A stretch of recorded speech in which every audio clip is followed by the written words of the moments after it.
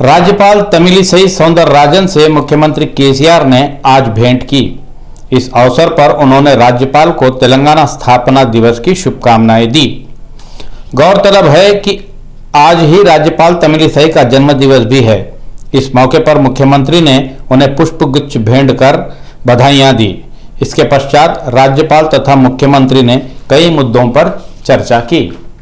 मुख्यमंत्री ने राज्य में कोरोना नियंत्रण एवं उसके रोकथाम हेतु सरकार द्वारा उठाए जा रहे कदमों की जानकारी राज्यपाल को दी। इस भेंट से पूर्व मुख्यमंत्री केसीआर ने प्रगति भवन में राष्ट्रीय ध्वज फहराया। मुख्यमंत्री आज प्रातः गन पार्क जाकर वहां अमर शहीदों को श्रद्धांजलि अर्पित की। इस दौरान उन्होंने तेलंगाना आंदोलन की घटनाओं को याद भी किया।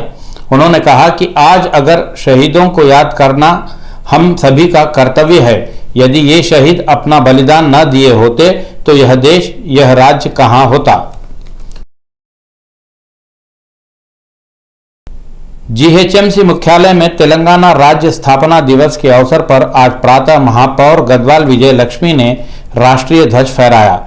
इस कार्यक्रम की वे मुख्य अतिथि थी। इस अवसर पर उप महापौर मोते श्रीलता रेड्डी, जीएचएमसी आयुक्त लोकेश कुमार आदि भी उपस्थित थे। तेलंगाना राज्य स्थापना दिवस के मौके पर राज्य विधानसभा प्रांगण में सभापति पोचारम श्रीनिवास ने राष्ट्रीय ध्वज फहराया। इसके पूर्व उन्होंने वहां अंबेडकर तथा राष्ट्रपिता महात्मा गांधी की प्रतिमाओं पर पुष्प अर्पित कर उन्हें श्रद्धांजलि भी दी। इस अवसर पर विधानसभा सचिव नरसिम्हाचार्युलु, विधानसभा के अधिकारी आदि उपस्थित थे।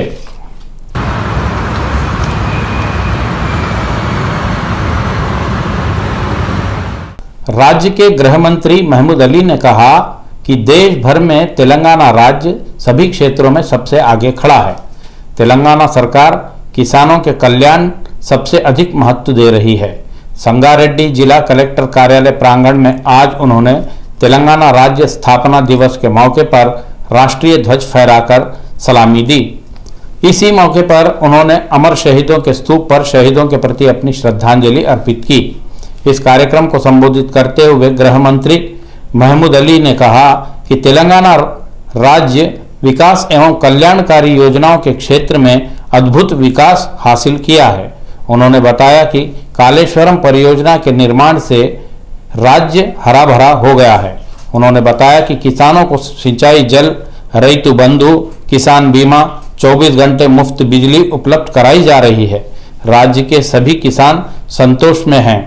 इस अवसर पर सांसद कोट्टा प्रभाकर रेड्डी, बीबी पाटिल, जेडपी चेयरपर्सन मंजूश्री, जिलाधीश हनुमंत राव, एसपी चंद्रशेखर रेड्डी आदि अन्य अधिकारी उपस्थित थे। అందరూ తెలంగాణ ప్రజలకు పేరు పేరుతో ఫార్మేషన్ డే శుభాకాంక్షలు। మా తెలంగాణ తీసుకొచ్చే ముందు చాలా అందరికీ డౌట్ ఉంది।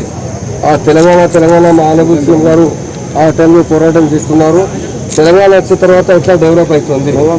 ఈరోజు ఇండియాలో నెంబర్ 1 స్టేట్ అంటే మన తెలంగాణ స్టేట్ ఉంది। అగ్రికల్చర్ సెక్టర్ మా ఆనబుల్ సీఎం గారు ఎంత పెద్ద ప్రాజెక్ట్ కాళేశ్వరం ప్రాజెక్ట్ కట్టేసిన ఫార్మర్స్కు చాలా నియర్లీ 40 lakhs ఎకర్కు నీళ్ళు వస్తుంది। ఫార్మర్స్కు రైతు బంధు స్కీమ్ ఇచ్చారు।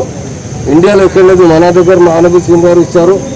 ఈ టైంలో అంటే మా క్రాప్ 4 times పెరిగింది। ఫార్మర్స్ చాలా హ్యాపీ ఉన్నారు। ఎందుకంటే మా స్టేట్లో బ్యాక్ బోన్, మా కంట్రీలో బ్యాక్ బోన్ అంటే ఫార్మర్స్ ఉన్నారు। ఫార్మర్స్ తర్వాత ఎలక్ట్రిసిటీ డిపార్ట్మెంట్, ఎలక్ట్రిసిటీ ఆ టైంలో చాలా షార్టేజ్ ఉంది। అందరూ ఇది చెప్తున్నారు తెలంగాణ వచ్చిన తర్వాత పవర్లో ఎట్లా కంట్రోల్ చేస్తా। సీఎం గారు ఢిల్లీలో చాలా మంది క్వశ్చన్ చేశారు। మా ఆనబుల్ సీఎం గారు పవర్లో ఉంటే सरप्राइज स्टेट में तेलंगाना स्टेट है। सरूर नगर इंडोर स्टेडियम में राज्य स्थापना दिवस समारोह भव्य रूप से आयोजित किया गया। इस अवसर पर मंत्री सबिता इंदिरा रेड्डी ने अमर शहीदों के स्तूप पर श्रद्धांजलि अर्पित की। तत्पश्चात उन्होंने वहां राष्ट्रीय ध्वज फहराया। इस अवसर पर MLC Surabhi Vani Devi, collector Ameya Kumar, Mallesham, Dayanand, ZP chairperson Anitha Reddy आदि ने भाग लिया।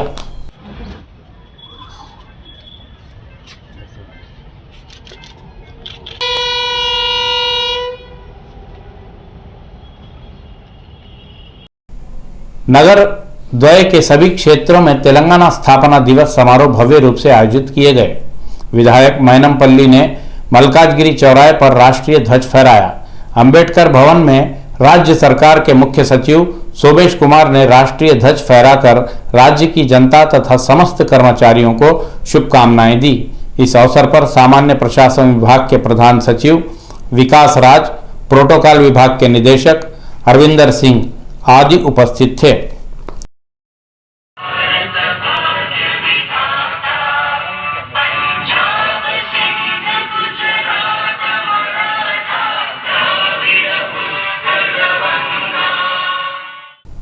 तेलंगाना राज्य स्थापना दिवस समारोह विकाराबाद जिला कलेक्ट्रेट कार्यालय में पूरे उत्साह के साथ मनाया गया। यहां विधानसभा उपाध्यक्ष टी पद्माराव ने राष्ट्रीय ध्वज फहराया।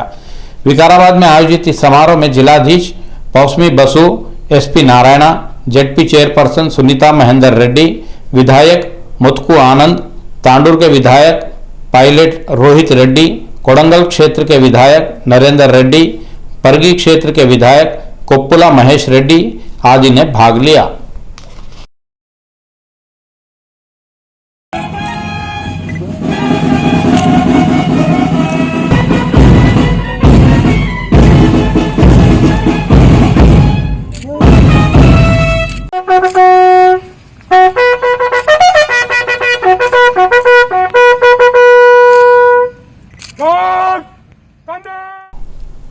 नगर के शाह इनायतगंज पुलिस थाना परिधि में एक राउडी शीटर पर जानलेवा हमला हुआ।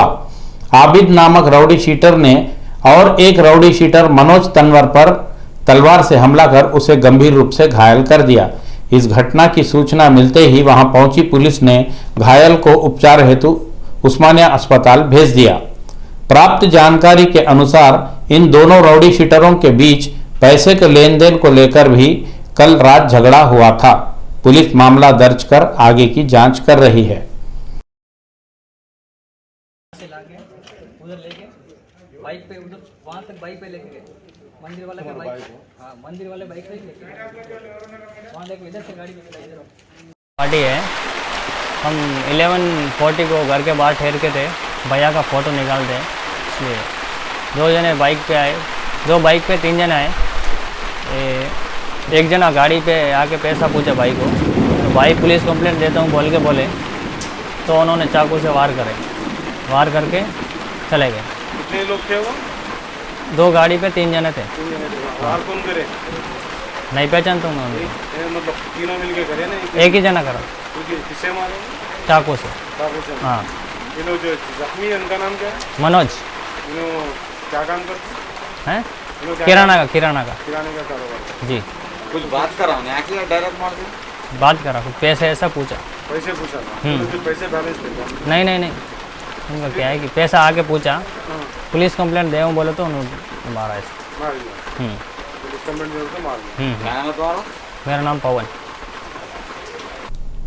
नील गगन में आज एक अद्भुत प्राकृतिक घटना घटी। आकाश में सूर्य के चारों ओर इंद्रधनुष की भांति एक रंगीन वलय स्थापित हुआ।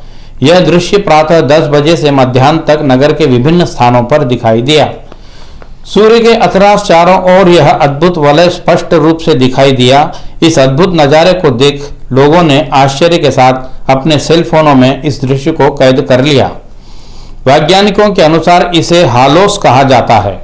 वैज्ञानिकों ने बताया कि घने बादलों के छाने पर उनसे उत्पन्न होने वाले पानी के बिंदुओं पर सूर्य की किरणें पड़ने से ऐसी चमत्कारिक नज़ारे दर्शन देते हैं। बर्फीले बिंदुओं पर गिरने वाली सूर्य रश्मि परावर्तन के द्वारा इस प्रकार इंद्रधनुषी रंगों के साथ वलयाकार में दिखाई पड़ती है। साधारणतया इसे जन भाषा में बाढ़ का झोपड़ा कहा जाता है। ऐसा होने पर कहा जाता है कि उस वर्ष धरती पर अच्छी वर्षा होती है, ऐसा किसानों का कहना है।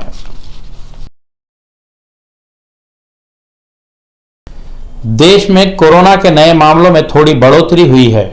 परसों की संख्या 1,27,510 की अपेक्षा ताजे रूप में 1,32,788 कोरोना के नए मामले दर्ज हुए हैं।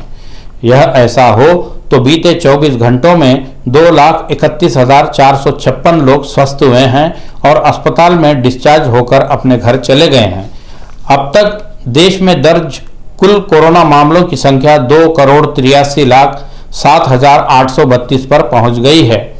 बीते 24 घंटों के दौरान देश भर में कोरोना से 3,207 लोगों की जानें गई। इन आंकड़ों के साथ देश भर में अब तक मरने वालों की संख्या 3,35,102 हो गई है। देश में अब तक कोरोना उपचार के बाद 2,61,79,805 लोग स्वस्थ हुए हैं। इस समय देश में 17,93,645 सक्रिय मामले हैं, जिनका अलग अलग अस्पतालों में उपचार जारी है।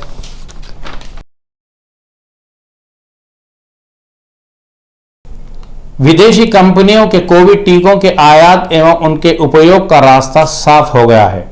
विदेशी वैक्सीनों की अनुमति प्रक्रिया में drug controller general of India DCGI ने कुछ बदलाव किए हैं। विदेशों में मंजूरी प्राप्त कुछ टीकों की भारत में जांच जरूरी नहीं बताते हुए अवरोधों को समाप्त कर दिया गया है। DCGI ने बताया कि विश्व स्वास्थ्य संगठन द्वारा स्वीकृत सभी वैक्सीनों को यह संशोधित दिशा निर्देश लागू होंगे। DCGI ने यह भी बताया कि अमेरिका, UK, जापान सहित कई देशों में स्वीकृत वैक्सीनों की भारत में अनुमति रहेगी। उसने यह भी स्पष्ट कर दिया है कि WHO सहित भारत में अनुमति प्राप्त करने के लिए इन्हें कसौली स्थित सेंट्रल ड्रग लेबोरेटरी द्वारा ब्रिज ट्रायल्स करने की आवश्यकता नहीं है। इसकी भी घोषणा कर दी गई है। DCGI ने बताया कि जिन देशों से आयात होने वाले वैक्सीनों को उन देशों के राष्ट्रीय नियंत्रण प्रयोगशालाओं द्वारा प्रामाणिकता प्राप्त हो तो काफी है। Corona vaccine national expert group ने पूर्व में जो सिफारिश की है, तदनुसार ही केंद्र सरकार ने निर्णय लिया है। ज्ञातव्य है कि भारत में वैक्सीनों की कमी को दूर करने के लिए केंद्र सरकार की कोशिशें युद्ध स्तर पर जारी है।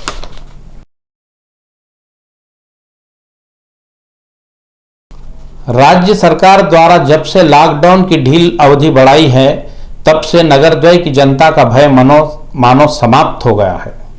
लोग 1 बजे के बाद भी अपने वाहनों पर सवार होकर सड़कों पर ही नजर आ रहे हैं। इस कारण नगरद्वय के सभी प्रमुख सड़क मार्ग तथा चौराहे मध्याह्न 1 बजे से 1:45 बजे तक ट्रैफिक जाम से भरे नजर आ रहे हैं।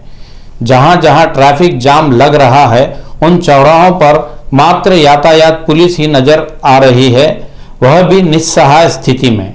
इन पुलिस कर्मियों की वाहन चालक परवाह तक नहीं कर रहे हैं। यह ऐसा हो तो एबिट्स, नामपल्ली, कोटी, सुल्तान बाजार, चिक्कड़पल्ली आदि क्षेत्रों के व्यापार प्रतिष्ठान, छोटी मोटी दुकानें, किराना बाजार आदि 1 बजे अपने प्रतिष्ठान बंद कर अपने घरों की राह पकड़ रहे हैं।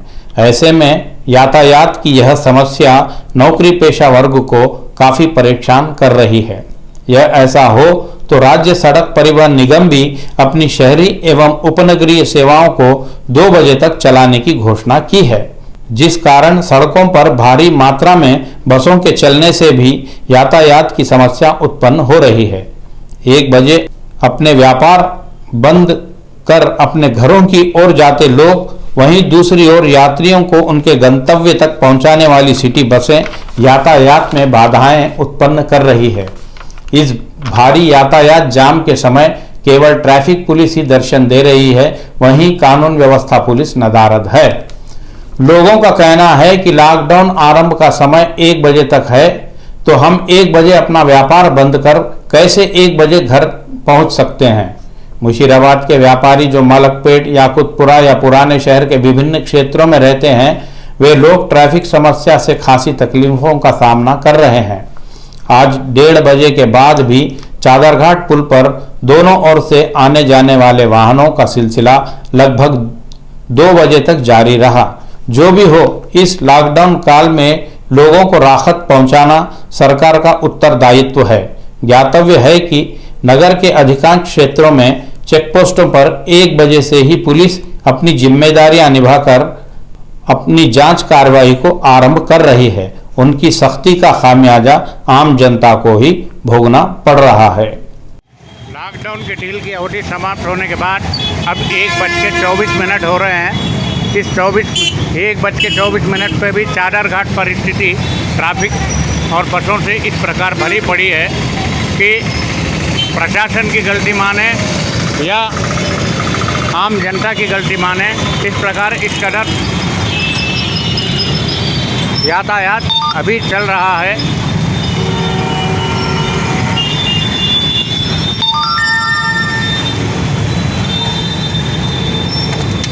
अभी कोठी आंध्रा बैंक की दिशा से आने वाले वाहनों का सिलसिला जारी है और चादरघाट से आने वाले वाहन भी इस कदर आ रहे हैं।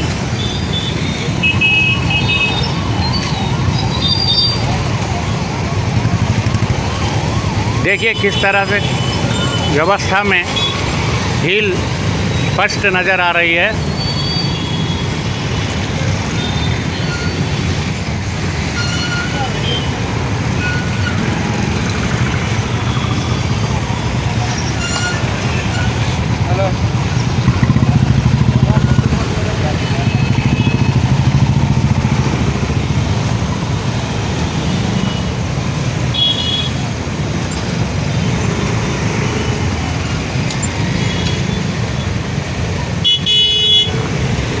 चादरघाट की ओर से बसों का वाहनों का आने का सिलसिला अभी जारी है और यहाँ से चादरघाट की ओर जाने वाले वाहनों का सिलसिला जारी है।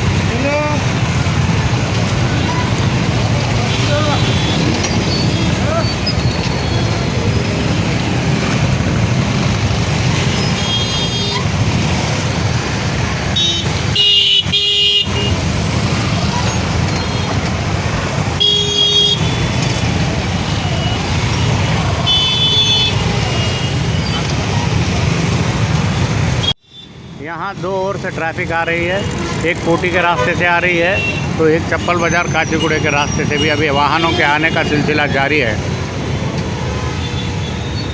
यहाँ पुलिस प्रशासन की किसी प्रकार की कोई व्यवस्था स्पष्ट रूप से दिखाई नहीं दे रही है। लोगों के चेहरे पर खौफ है, लेकिन वो अपने घरों की ओर जाने के लिए प्रयासों में लगे हैं। पूरा यातायात जम चुका है।